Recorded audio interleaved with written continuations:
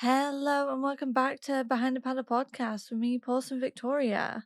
So today we are going to be talking about the Nordic Model, boo, and decriminalization. Yay! So this is actually the second time me recording this because I felt like when I first recorded it, I didn't do it justice because I want to include as much information as possible. So I feel like this might be a little bit of a longer episode. It is really clear cut about which is safer for sex workers, and they're for sex workers. Spoilers, it's decriminalization. So, two very different visions. One says rescue women from men. That's the Nordic model. The other says respect workers as workers. We're going to unpack both in all their complexity, not just through government reports, but through statistics, human rights research, and the lives of those already at the margins. Migrants, trans women, people of colour, disabled workers, and LGBTQ plus communities. Because this isn't a debate about abstract law, it's a debate about safety, survival, and dignity. And it shouldn't really be a frickin' debate in the first place, where we're talking about freedom to do what we want to do with our own bodies, where there is no coercion whatsoever. We are choosing to do sex work for one reason or another, and we are going to go into that today. So, why does sex work law matter? Well, sex work law reaches into the most intimate corners of people's lives. It decides whether a worker can rent a flat without the fear of eviction, whether a migrant woman can call the police if she's attacked, or if she'll face deportation instead, whether a trans woman on the street is treated as a civilian or as a disposable nuisance. The law doesn't just police sex work, it polices stigma, health, migration, gender, and class. I know this personally. Under Scottish law, I was charged with brothel keeping under Section 11(5) of the 1995 Act. My crime was simply renting a flat and letting other women work there with me, so we could be safe. There was no exploitation, no trafficking, no coercion. Yet the law treated us as criminals. Even two women working together is considered a brothel in the UK. That means the law punishes safety itself.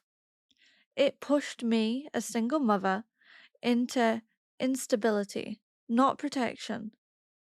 And that's why this debate matters. These laws decide whether we survive with dignity or whether we're punished for it. So the current UK law on prostitution / sex work, prostitution itself, excluding sexual services for money between consenting adults, is not illegal. However, many associated activities are criminal offences. Soliciting in public places, curb crawling, which is someone in a vehicle soliciting a person in a street for prostitution, keeping a brothel, that includes operating premises where more than one person offers sexual services, controlling or profiting from someone's prostitution, pimping. In Scotland, controlling prostitution for gain, and that can include profiting from someone else's prostitution. And that also can include partners. So when I was charged with brothel keeping, my partner at the time was actually charged with assisted brothel keeping and profiting from a sex worker. In Northern Ireland, buying sexual services is illegal. We're going to go into more detail about that soon. And of course, associated offences like brothel keeping, controlling prostitution, especially for gain. So again, if you are with somebody who is a prostitute, then you're not a good person, you know. That's illegal. Similar to England and Wales as well. The Nordic model began in Sweden in 1999, the year that I was born. Parliament declared prostitution to be a form of, quote, men's violence against women. Its architects argued that no woman could freely choose sex work.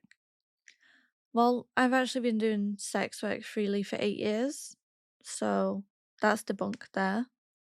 Therefore, women in prostitution would not be punished, but men who purchased sex would be criminalized. This framing became a cornerstone of what was called Swedish state feminism. Sweden imported it proudly as a moral model for the world. Keep that in mind. Moral. Within 2 decades, Norway, Iceland, Canada, France, Ireland, Northern Ireland, and Israel had adopted versions of the Nordic model. Today, it is debated in the UK and United States and a few other places in the world. Should we really have this Nordic model? Should everybody have it? Well, we're going to dive in. So, the origins of decriminalization. 4 years later, in 2003, a very different approach emerged from across the globe. New Zealand passed the Prostitution Reform Act. It removed criminal penalties from both selling and buying sex, while maintaining laws against coercion and under 18 prostitution and trafficking, which is all illegal in general. The philosophy was clear: sex workers work, workers deserve labor rights, health protections, and freedom from police harassment. The reform followed decades of sex worker organising, particularly by the New Zealand Prostitutes Collective, who insisted that dignity and safety could only come through rights, not rescue. Now, the Nordic model people love to say that they're here to rescue us, but we don't want rescuing, we want rights. The Nordic model is a moral lens. It sees sex work as inherently violent, frames women as victims and men as exploiters. It relies on stigma to deter demand, whereas decriminalization, a pragmatic lens, sees sex work as labor, frames workers as agents, relies on health, labor, and human rights frameworks. These are not just policy differences, they are worldviews. One rooted in paternalistic protection, the other rooted in trust in workers' voices. Now, in France, 2 years after the Nordic model was adopted, Médecins du Monde, Doctors of the World, surveyed 583 sex workers. 63% reported their living conditions had worsened. Who would want the Nordic model when you have this statistic right here that their living conditions have worsened already? 42% reported increased violence from clients, police, and the public. So it's very clear the sex workers do not hold the power here. 38% said condom negotiation had become harder. I think that speaks for itself. Who has the power? There are clients out there who want to have unprotected sex, and they're pushing for it because they know that the sex workers need the money to feed their family, to feed themselves, to pay their bills. And so, of course, clients are going to then negotiate. They're going to negotiate rates, they're going to negotiate safety. Who would want that? In Ireland, the Sex Workers Alliance documented a 220% increase in violent crimes reported by sex workers in the 2 years after the 2017 law.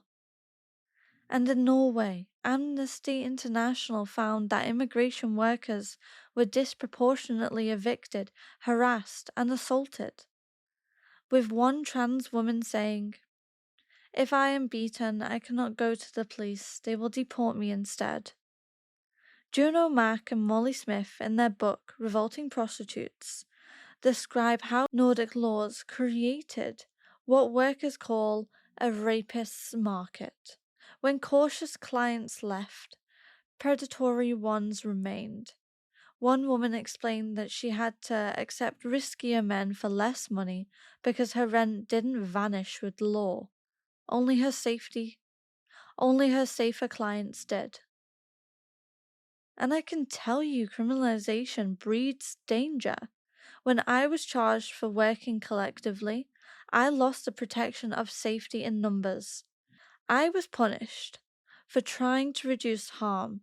Now imagine adding client criminalization on top of that.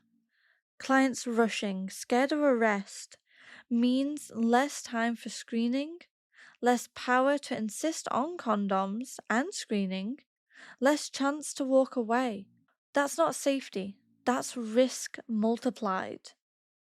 I had no idea what I was going to do for work when my safe space got taken off of me by the police. The police did no due diligence in seeking evidence that there was any coercion, any trafficking, any pimping, none of that. At the end of the day, it didn't matter. What mattered was the fact that I was using the space with another woman. And that's why I was targeted. Because I wanted safety and I wanted to give safety to others.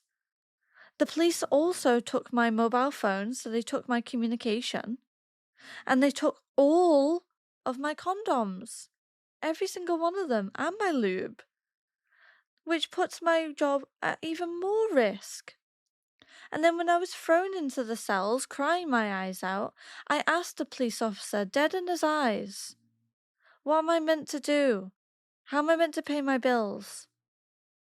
And this police officer, heartless as he is, looked at me and said, "Your pockets just won't be so flush." It's disgusting. In New Zealand, the picture is different. A 2008 government review found the majority of sex workers felt more able to refuse clients. Around 90% reported awareness of their legal rights. There was no evidence of increased violence. Workers also reported being able to negotiate condom use more effectively and felt safer contacting police after assault. And I'll tell you now, I'm not going to feel comfortable even looking at the police. I still have PTSD from how they treated me. I fear every time I hear a knock at the door that it's them, even though I haven't done anything wrong. I still have that fear. The UN AIDS warns criminalizing clients undermines HIV prevention. Rushed transitions reduce safety. Workers lose bargaining power. The WHO, World Health Organization, and UN AIDS explicitly call decriminalization essential to fighting HIV. New Zealand and Sweden, outreach workers report condom use dropping because clients demand secrecy. And they just don't want to. The clients have that power in a way to say, do you want this money? Then I don't want to use protection on my penis. That's what power the clients have. In New Zealand, health outcomes improved with no rise in STD prevalence. Migrant sex workers are most vulnerable. In Nordic Model countries, police raids, evictions, and deportations are routine. Amnesty documented Nigerian and Romanian women in Norway living in constant fear. In Revolting Prostitutes, the Whore's Bible, a Nigerian woman in France described being locked out of her flat after police tipped off her landlord, leaving her homeless overnight. in the name of protection. LGBTQ plus communities face unique harms. Trans women disproportionately are policed, and gay men's sex work is erased from discourse. Disabled workers and clients are silenced. The Nordic model ignores the role sex workers play in disability justice for both survival and intimacy. Under decriminalisation in New Zealand, stigma does remain, but these communities can access services without criminalisation. Now, I'm not saying decriminalisation is the holy grail. Migrant workers still face visa restrictions. A reminder that decriminalisation is not a cure for all, but it does reduce harm. In Scotland, I've seen how policing already targets the most marginalised migrants, trans workers, women of colour. Umbrella Lane's research in 2021 found nearly half of sex workers wouldn't report crimes to the police out of fear. I mean, I know right now, I wouldn't. For migrant and trans workers, that fear is even sharper. I felt that fear myself. When the law brands you a criminal for survival, how can you trust the police to protect you? As Swarm put it in their consultation response, telling sex workers there is no difference between a safe client and a client who subjects us to violence is a frightening obstruction of reality. If we're told that every encounter is violent, then how are we able to speak out about the real violence we face? And polling backs us up. In a 2024 YouGov survey, almost 7 in 10 Scots said the government should focus on protecting sex workers' health and safety, and on offering support to those who want to exit, not on criminalising clients. Only 14% backed new laws to stop people exchanging sexual services for money. At the same time, 82% said stigma against sex workers in Scotland is real and significant. That shows the public understands stigma is the danger, not workers themselves. So, human rights positions. Amnesty International supports full decriminalisation. World Health Organization calls decriminalisation essential for public health. The UN AIDS states criminalisation fuels HIV spread. The Global Alliance Against Trafficking Women warns Nordic model harms migrants more than it helps.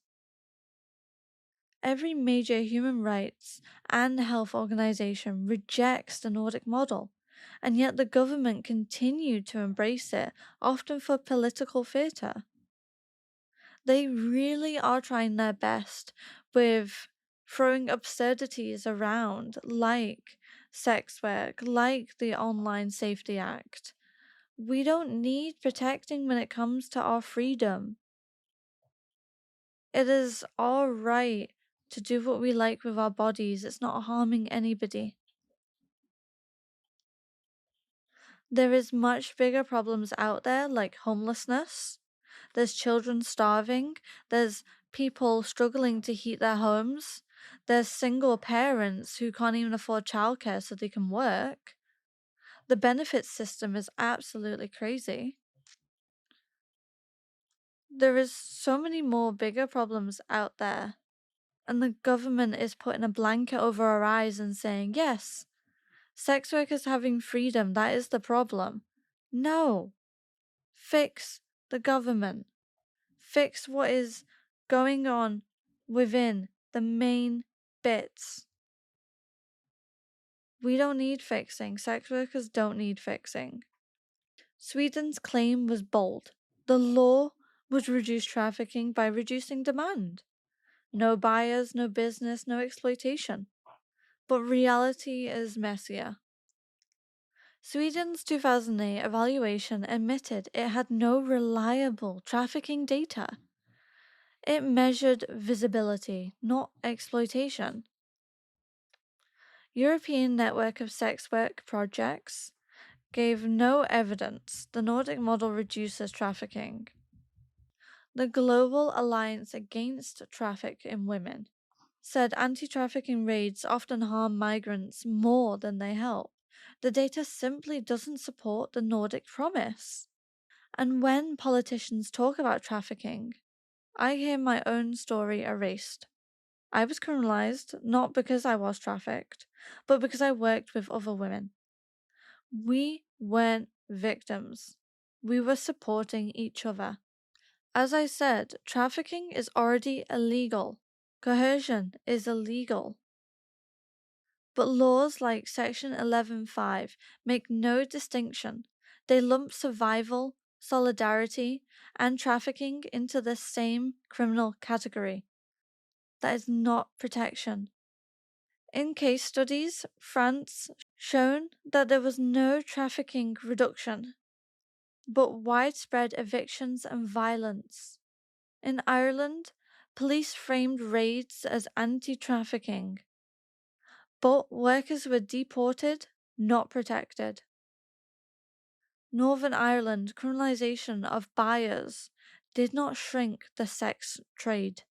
Instead, sex work shifted online and more underground, with workers reporting more isolation, more stigma, and more fear.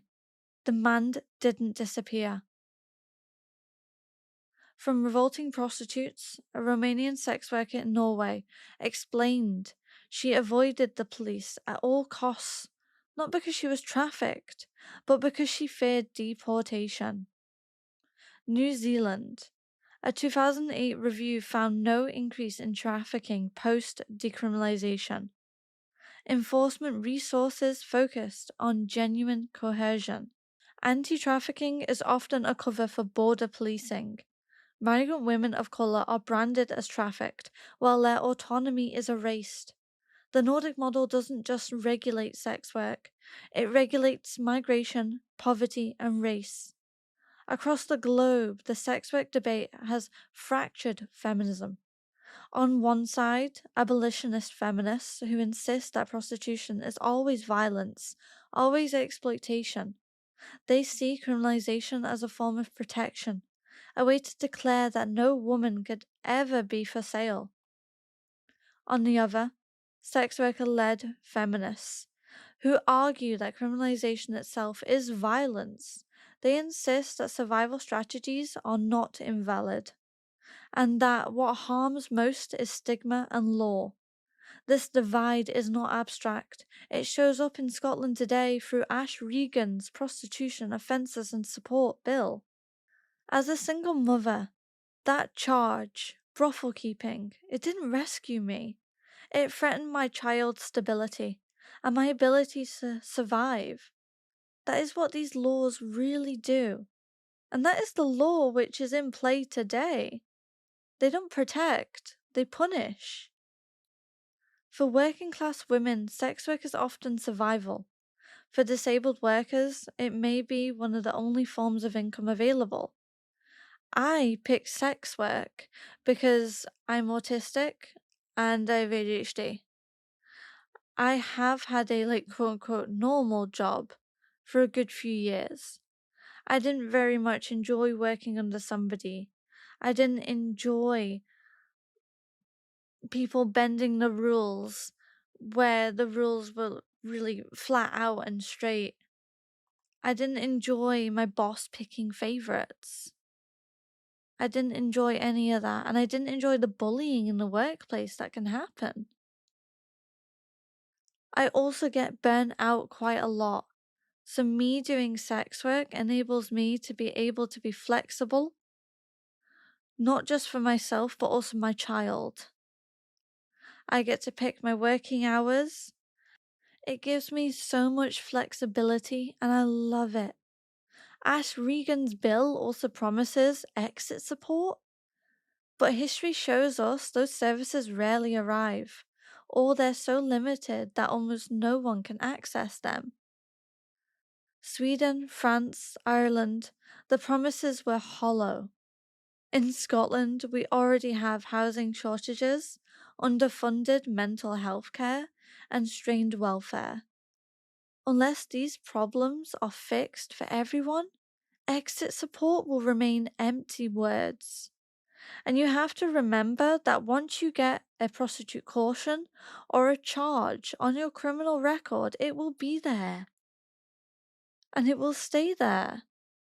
So how are people who have a criminal record of prostitution meant to exit when no job will actually pick them because they have a criminal record? So this is something which, if I did want to exit sex work, I would have massive trouble doing. During the pandemic, the government announced a hardship fund, but sex workers couldn't safely access it. Applying meant outing yourself to authorities, risking police, immigration, or social services. For a single mother, the risk losing your child is too great. And there has been records and evidence of social work taking away children from sex workers just because they are a sex worker.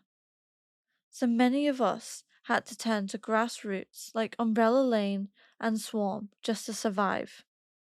This government announcement of a hardship fund, I barely heard about it. It was not advertised greatly or anything like that. And that's the reality. Support schemes rarely reach us, while criminalization always does. As Swarm explained, while brothels are criminalized, sex workers must choose between legally working alone or working with a friend for safety and risking arrest. That choice between danger and criminalization is no choice at all. And in Revolting Prostitutes, they point out exit services without housing or income are not exits at all. One woman in Sweden put it simply, "I didn't need a lecture, I needed rent money." Umbrella Lane's research during lockdown showed the same. Sex workers excluded from government hardship funds had to rely on peer-led emergency relief just to survive. Those who should have been protected were instead abandoned. The Nordic model has become an export, held up as feminist progress. Ash Regan wants Scotland to join Sweden, Norway, Ireland, France, Canada. But what actually gets exported is stigma, eviction, deportation. Regan herself defended her bill by saying, I quote, "Be prepared for this. If women were in cellars with locked doors, how would the pointers get to them?"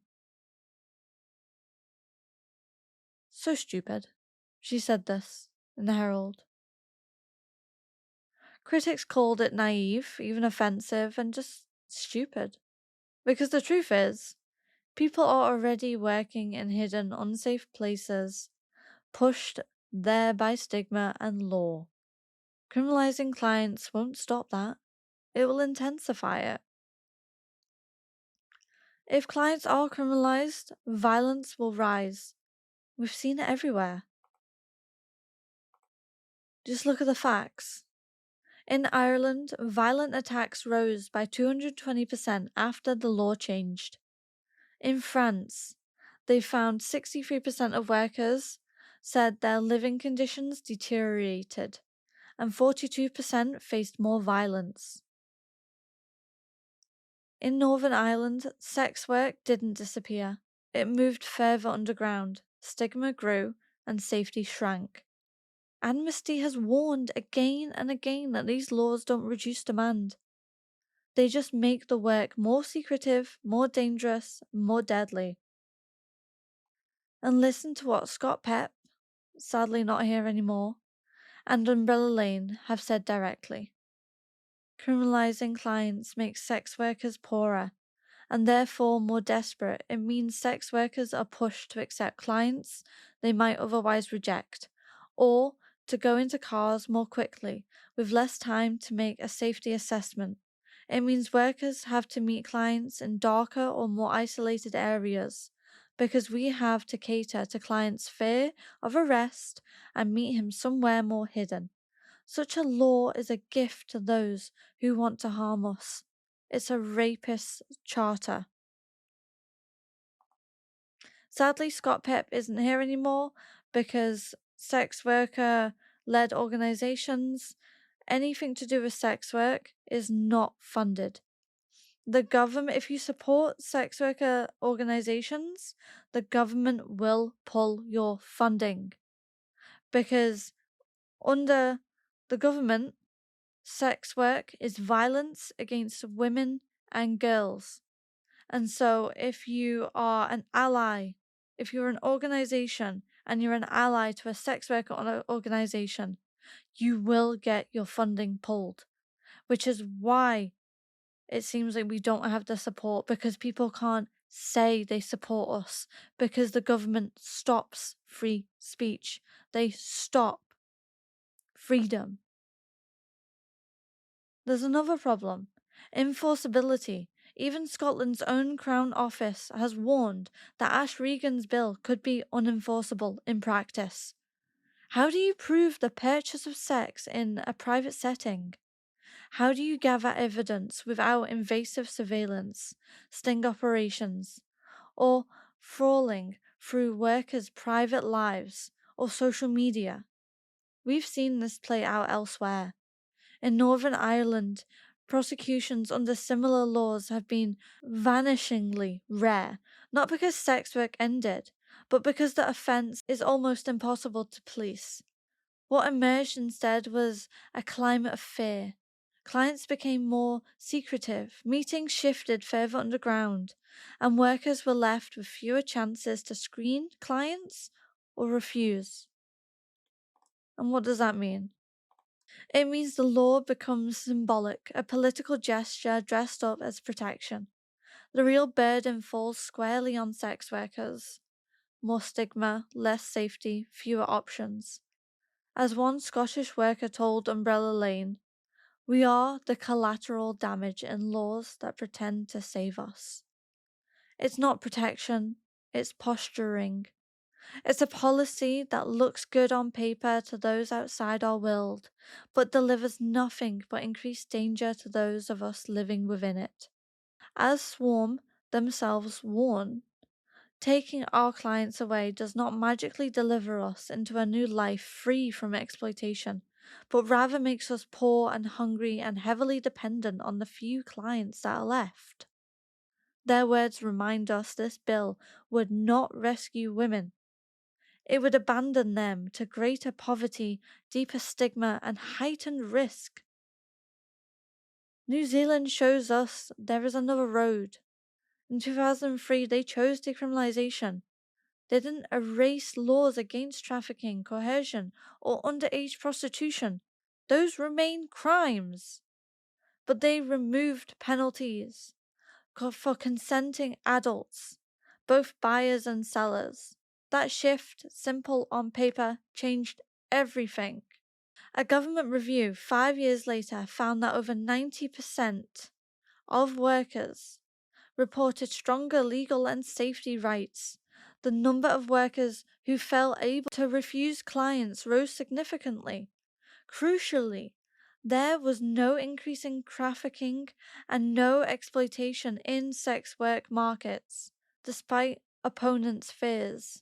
And workers were at the table shaping that law. The New Zealand Prostitutes Collective, a peer-led organisation, ensured that reform was not just about legal language, but about lived realities. The result? A framework that recognises sex workers as right holders, not victims or criminals. Ash Regan's bill, with its criminalisation of clients, is being sold as protection.